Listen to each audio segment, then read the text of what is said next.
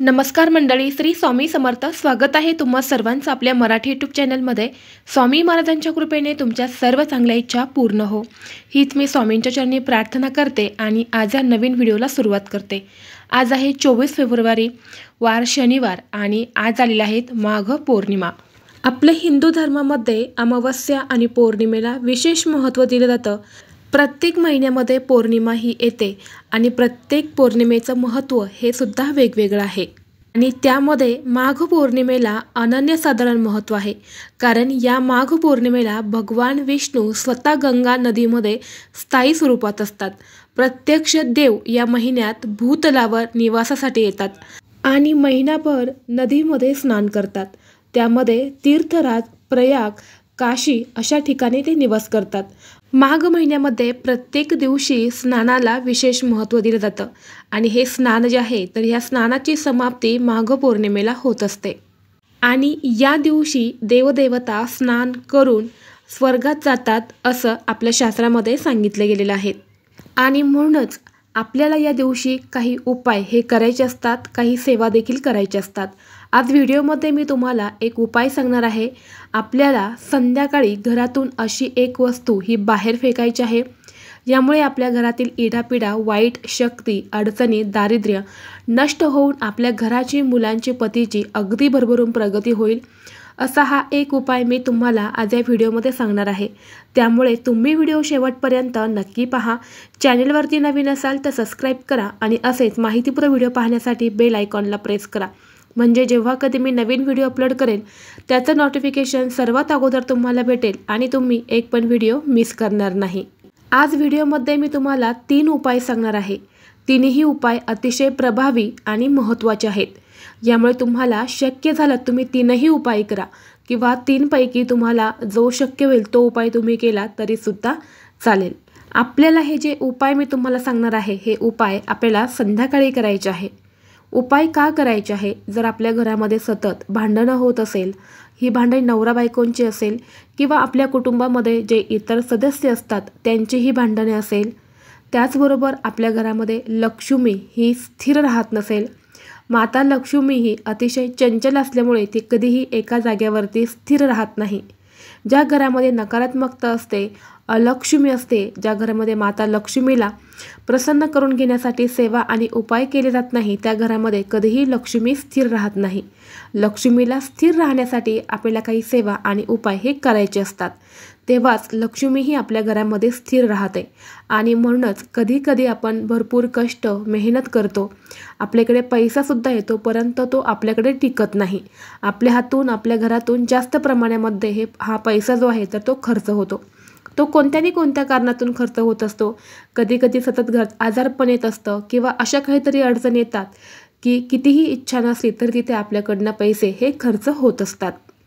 त्याचबरोबर आपल्या घरातल्या व्यक्तींची महत्त्वाची कामं पूर्ण होत नसेल, सतत आपल्याला कामांमध्ये अपयश येत असेल, घरात लहानी मुलं असेल किंवा मोठीही मुलं असतील तर मुलांची प्रगती होत नसेल, आपल्या घरातल्या कर्त्या पुरुषाची प्रगती होत नसेल, एखादा व्यवसाय असेल तो आपला चांगला चालत नसेल, आपल्या घराची प्रगती होत नसेल, तर यासाठी आपल्याला हा जो उपाय आहे तर तो करायचा आहे. सर्वप्रथम तुम्हाला काय करायचं आहे, एक लिंबू घ्यायचा आहे. लिंबू हा कुठेही डागाळलेला नसावा, चांगला पिवळसर लिंबू तुम्हाला घ्यायचा आहे. आणि हा लिंबू तुम्हाला उजव्या हातामध्ये घेऊन आपल्या संपूर्ण घराच्या भिंतींच्या कोपऱ्यांना तुम्हाला टच करायचं आहे. टच करत असताना तुम्हाला जय राम श्रीराम जय जय राम किंवा तुम्ही ज्या पण देवांना मानतात, जे पण तुमचे गुरु आहे त्यांचा जो मंत्र आहे त्या मंत्राचा जप तुम्हाला करत हे लिंबू संपूर्ण घरभर आपल्याला फिरवायचं आहे. यानंतर हे जे लिंबू आहे तर हे आपल्याला आपल्या घराच्या मुख्य दरवाजावरून 7 वेळा उतरवून घ्यायचं आहे. आपल्या घरातल्या प्रत्येक व्यक्तीवरून सुद्धा तुम्हाला 7 वेळा उतरवून घ्यायचं आहे. उतरवताना डोक्यापासून ते खाली पायापर्यंत उतरवायचं. यानंतर हे लिंबू आपल्याला डस्टबिनमध्ये टाकून द्यायचं आहे. लिंबू हे नकारात्मकता, वाईट शक्ती दूर करण्यासाठी खूप प्रभावी मानलं जातं. पौर्णिमा आणि अमावस्येला आपण आपल्या घरामध्ये हा उपाय जर केला तर घरातली सगळी इडापिडा, दरिद्री, लक्ष्मीची बहीण अलक्ष्मी ही घराच्या बाहेर जात असते आणि आपल्या घराची, मुलांची प्रगती ही होत असते. त्याचबरोबर तुम्हाला दुसरा उपाय करायचा आहे. यासाठी सुद्धा तुम्हाला एक लिंबू घ्यायचा आहे. लिंबू तुम्हाला हा मधोमध आडवा असा कट करायचा आहे। यानंतर या लिंबामध्ये तुम्हाला 7 अखंड लवंग जे असतात, ज्यांना फुलं असतात, तर अशी अखंड लवंग तुम्हाला त्या लिंबामध्ये खोचायची आहेत एका बाजूच्या भागामध्ये। आणि खोचताना जी फुलं असतात तर ती वरती असायला हवी आणि देठ खाली असायला हवा। अशा पद्धतीने तुम्हाला 7 लवंगा त्या लिंबात खोचायच्या आहेत। सांगितल्याप्रमाणे सेम हा लिंबू तुम्हाला संपूर्ण घरामध्ये, घराच्या भिंतींमध्ये टच करायचे आहेत। घरातल्या अगदी लहान मुलांपासून ते मोठ्यांपर्यंत सर्वांवरून हा लिंबू आपल्याला उतरवायचा आहे। सगळ्यात महत्त्वाची गोष्ट म्हणजे घरामध्ये एखादी बाधित व्यक्ती असेल तर त्या व्यक्तीवरून आवर्जून तुम्ही 7 वेळा उतरवून घ्या। त्याचबरोबर आपल्या देवघरावरून सुद्धा 7 वेळा उतरवून घ्यायचा आहेत। आपल्या घराच्या मुख्य दरवाजावरून सुद्धा 7 वेळा उतरवायचा आहेत। आणि यानंतर हा जो लिंबू आहे ना, हा आपल्याला घराच्या बाहेर घेऊन जायचा आहे। जिथे कुठे चौक असेल चौकात हा लिंबू टाकायचा आहे। जर चौकात नसेल किंवा चौकात तुम्हाला टाकणं शक्य नसेल तर अशावेळी हा लिंबू तुम्ही डस्टबिनमध्ये सुद्धा टाकू शकतात। आणि त्यानंतर आपला हा तिसरा उपाय आहे ना, हा आवर्जून करायचाच आहे। पहिले तुम्हाला जे 2 उपाय सांगितले त्यामधले तुम्ही एक केला तरीही चालेल। आणि हा जो तिसरा उपाय मी तुम्हाला सांगणार आहे, हा प्रत्येक घरामध्ये कराच तुम्ही। खूप प्रभावी उपाय मानला जातो हा अमावस्या पौर्णिमेला करण्यासाठी। हा उपाय जर आपण आपल्या घरामध्ये केला ना, खरोखर त्याचा आपल्याला रिझल्ट हा दिसून येतो। उपाय करण्यासाठी तुम्हाला लागणार आहेत काळे तीळ। माघ पौर्णिमेच्या दिवशी काळ्या तिळाला अनन्यसाधारण महत्त्व आहे। यामुळे आपल्याला थोडेसे काळे तीळ घ्यायचे आहेत। थोडीशी पिवळी मोहरी जी असते तर ती आपल्याला घ्यायची आहे। पिवळी मोहरी नसेल तर तुम्ही काळी मोहरी घेतली तरीसुद्धा चालेल। यानंतर ना आपल्याला थोडेसं खडे मीठ जे असतं तर ते घ्यायचं आहे। खडे मीठ नसेल तुम्ही बारीक मीठ घेतलं तरीसुद्धा चालेल। यानंतर ना 7 लाल मिरच्या ज्या असतात तर त्या आपल्याला घ्यायच्या आहेत। त्याचबरोबर 2 लवंगा आणि 2 वेलची आपल्याला घ्यायच्या आहेत। या सगळ्या वस्तू आपल्याला हातामध्ये घ्यायच्या आहेत आणि आपल्या घरातल्या प्रत्येक व्यक्तीवरून तुम्हाला 7-7 वेळा उतरवायच्या आहेत। डोक्यापासून ते खाली पायापर्यंत उतरवायच्या आहेत। खास करून घरामध्ये मुलं असेल तर मुलांवरून हा उतारा आवर्जून उद्याच्या दिवशी करा।